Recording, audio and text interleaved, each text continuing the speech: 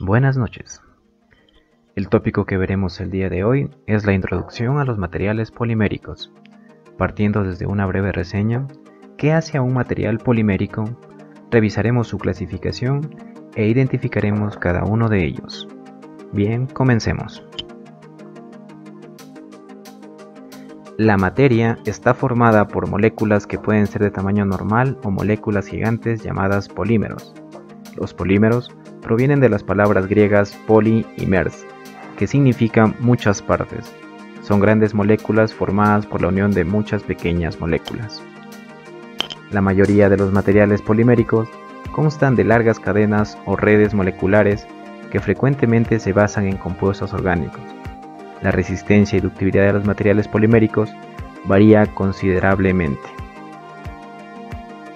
Si hay un número único o varios, se forman homopolímeros o heteropolímeros, también conocidos como copolímeros. Hay que tener en cuenta también que los materiales poliméricos son malos conductores de la electricidad. Para poder clasificar los polímeros, debemos tener en cuenta los siguientes criterios: su composición, es decir, tipo de monómeros, secuencia de los distintos tipos de monómeros, la estructura de la cadena, su origen, sus propiedades físicas, tipos de polimerización. De acuerdo a su composición, tenemos homopolímeros y copolímeros. Los homopolímeros son macromoléculas que están formadas por un solo tipo de monómero, tales como el polietileno, el PVC, y los homopolímeros naturales como la celulosa y el caucho, mientras que los copolímeros se forman por la unión de dos o más unidades monométricas diferentes, tales como el estireno o el acrilonitrilo, por mencionarles unos cuantos.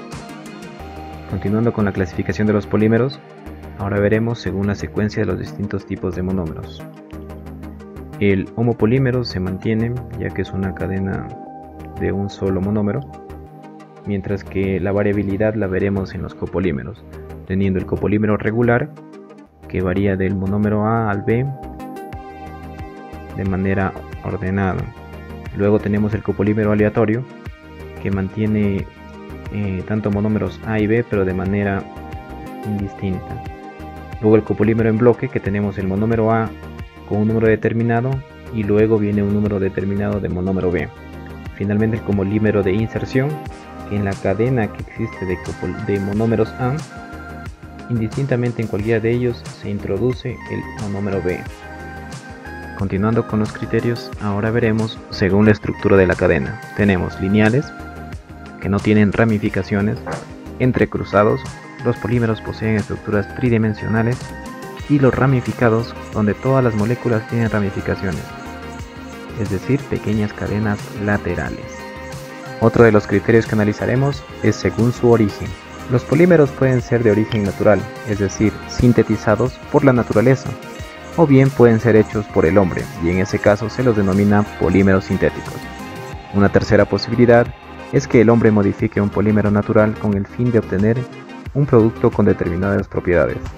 Tal es el caso, por ejemplo, del acetato de celulosa, una fibra semisintética ampliamente empleada en la industria textil.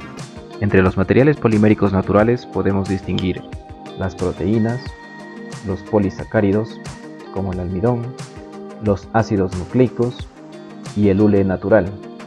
No nos detendremos a analizar cada uno de ellos, ya que nuestro estudio se centrará básicamente en materiales de origen sintético. Pero para nuestra investigación era importante que se recalque cuáles son los de origen natural. Ahora pasaremos a revisar los materiales poliméricos de origen sintético. Son aquellos polímeros que se generan producto de procedimientos químicos controlados por el ser humano. En general los conocemos como plásticos. Los polímeros sintéticos son variados y tienen usos múltiples. Haciendo un poco una reseña, los primeros polímeros sintéticos fueron los plásticos hechos a partir de la celulosa a mediados del siglo XIX. Luego, en el siglo XX, se logró sintetizar fibras que imitaban la seda, por ejemplo el nylon. Posteriormente, aparecieron otros polímeros como el teflón, polietileno poliuretano, entre otros. Dentro de esta gama vamos a encontrar algunos tipos de polímeros sintéticos, entre ellos los plásticos, las fibras y los elastómeros. Dentro de la clasificación de los plásticos vamos a encontrar los termoplásticos y los termoestables.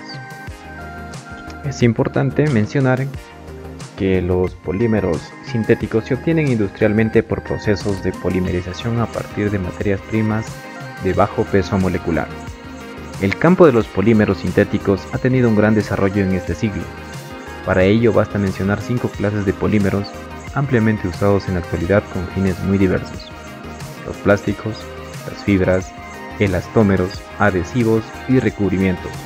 Todos ellos son polímeros sintéticos orgánicos derivados del petróleo y del gas natural.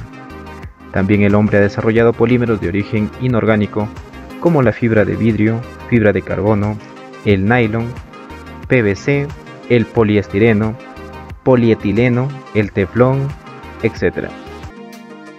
Ahora bien, dentro de los materiales poliméricos sintéticos mencionaremos entre ellos las fibras, que no son más que polímeros de los cuales se pueden obtener hilos finos, como por ejemplo el nylon. Otro de los polímeros sintéticos son los elastómeros. Son aquellos polímeros que tienen una gran elasticidad, es decir, pueden estirarse varias veces su longitud y luego recuperar su forma, como el neopreno, goma natural y los cauchos en general. Finalmente, veremos los plásticos, que son aquellos polímeros que pueden ser moldeados mediante el calor. Hemos hecho una connotación entre los diferentes tipos de plástico que hemos investigado. Entre los plásticos vemos los termoplásticos, es decir, aquellas que se resplandecen al ser calentados y recuperan su forma al enfriarse, y así sucesivamente. Por ejemplo, el polietileno. Por el contrario, los termoestables o termorrígidos son aquellos que una vez calentados, moldeados y luego enfriados, no se pueden volver a moldear. Por ejemplo, la baquelita. Es importante mencionar otros ejemplos de termoestables o termorrígidos como los fenólicos, poliuretanos o epóxidos. Finalmente, hemos llegado a la conclusión que los polímeros constituyen la mayor parte de las cosas que nos rodean, ya que se han convertido en una parte esencial de los materiales que utilizamos a diario. De allí su importancia en conocer sus características y la forma como están constituidos.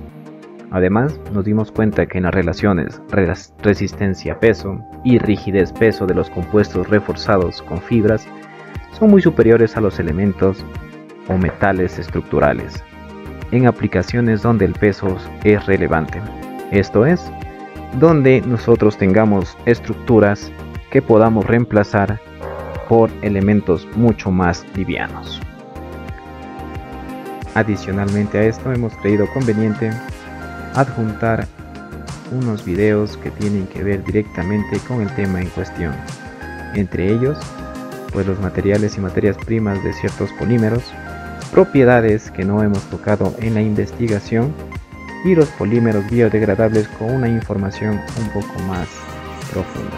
Con esto terminaríamos la investigación sobre materiales poliméricos. Gracias.